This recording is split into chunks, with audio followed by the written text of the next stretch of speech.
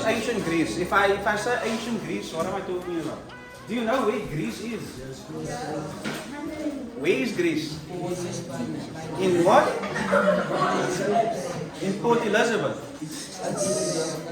Where is Greece? Where is Greece?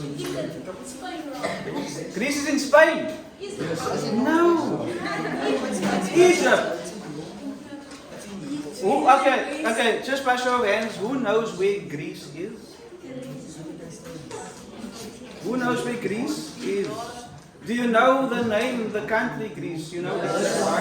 You've heard of Greeks and the language Greek? Yes, ma'am? Is it in Italy? No, it's not in it. Italy is a country on its own. Greece is a country on its own. So if you had to pin the country Greece to a continent, let's start there. Which continent at least would you find Greece in? USA is not a continent. Europe. It's in Europe. Egypt is not a continent. Egypt is a country on the continent of Africa. Right? Yes, it is a country on the continent of Europe. That's what I asked. Greece is in Europe. Are we together? You guys, you stopped taking geography in grade 3. After that, you didn't care anymore. Okay, so let's just quickly get into this guy was. So, like Joseph said, Pythagoras, thank you, sir. Pythagoras was an ancient Greek philosopher. An ancient Greek.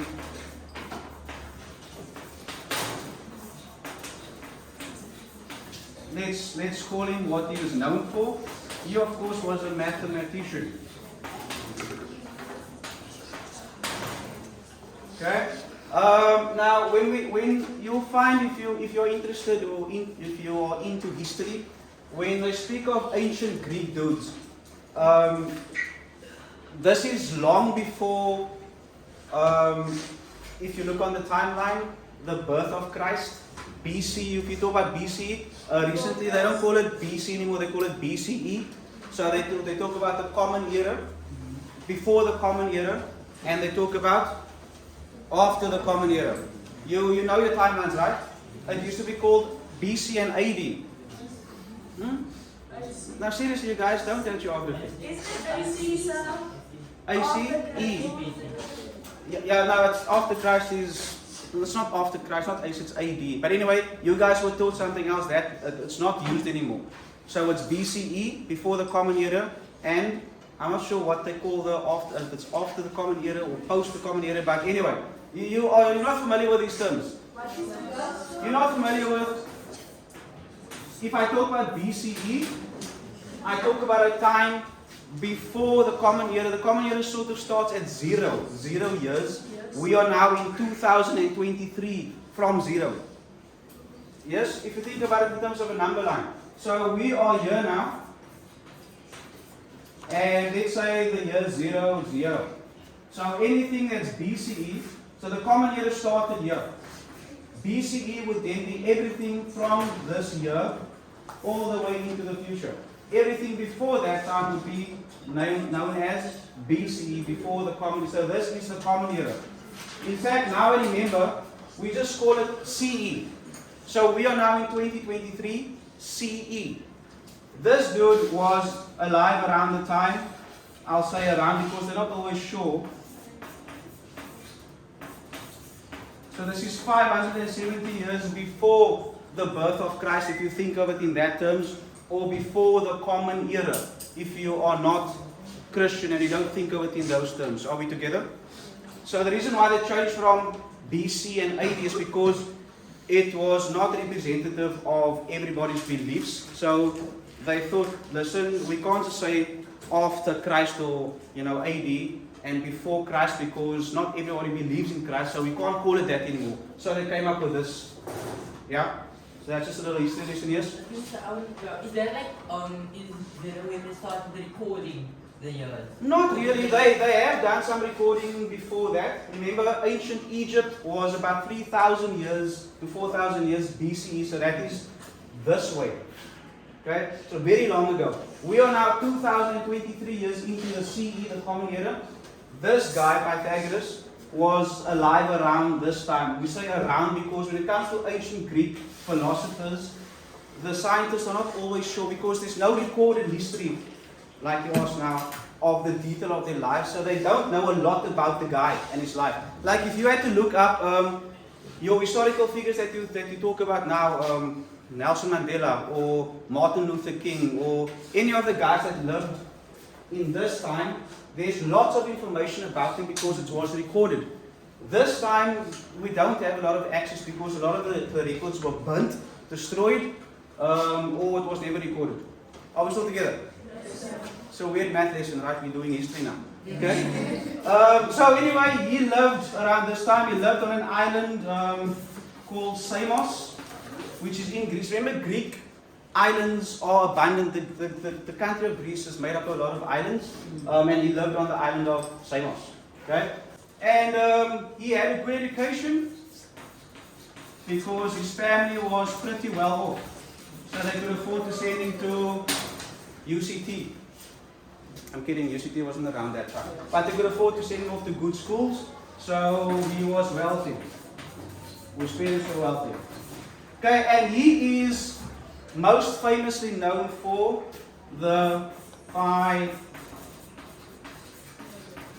Pythagorean, they call it that theorem, which is what we are going to look at today. He of course he made a lot of contributions to geometry, and other mathematics, but this is what he's most known for, geometry, and this theorem in particular. Okay? So we'll find out of course what that theorem is, what it is about, but I just thought I'd just introduce you to what this course, we've been talking about this with you, like we said every term, yeah, we're going to do Pythagoras. So I just wanted you to know that Pythagoras was actually a man, a person, and his theorem is what we're going to be studying or looking at. All good? Okay, so let's see what this man left for us. Right, so this is very obvious, right? This is a triangle. Yes? More specifically, what kind of triangle? A right-angled triangle. Why? Because it has this symbol that says it's 90 degrees, right? So we have a right-angled triangle, and we're going to define a few things quickly. So you may not have heard of this word before. This will be a new word. In a right-angled triangle, of course, we have three sides, 1, 2, 3. We could think of the two sides here as the legs, and this side, if I had to just give it letters quickly, so side A, side B, and side C. Side C is what we call, did I use this word before with you guys? The hypotenuse. Have you heard it before? Yes, sir. You've heard that word before? Yes, sir. Maybe out of your curiosity, or you heard it somewhere mentioned by a teacher or something. Okay. So it's hypotenuse. It's called the hypotenuse. What is the hypotenuse? It is basically the longest side in a right angle triangle. Okay? So this side over here is the longer of the three sides, which means that side A and side B are shorter than this side. You can go prove it yourself if you had to look at any right angle triangle. Doesn't matter the size.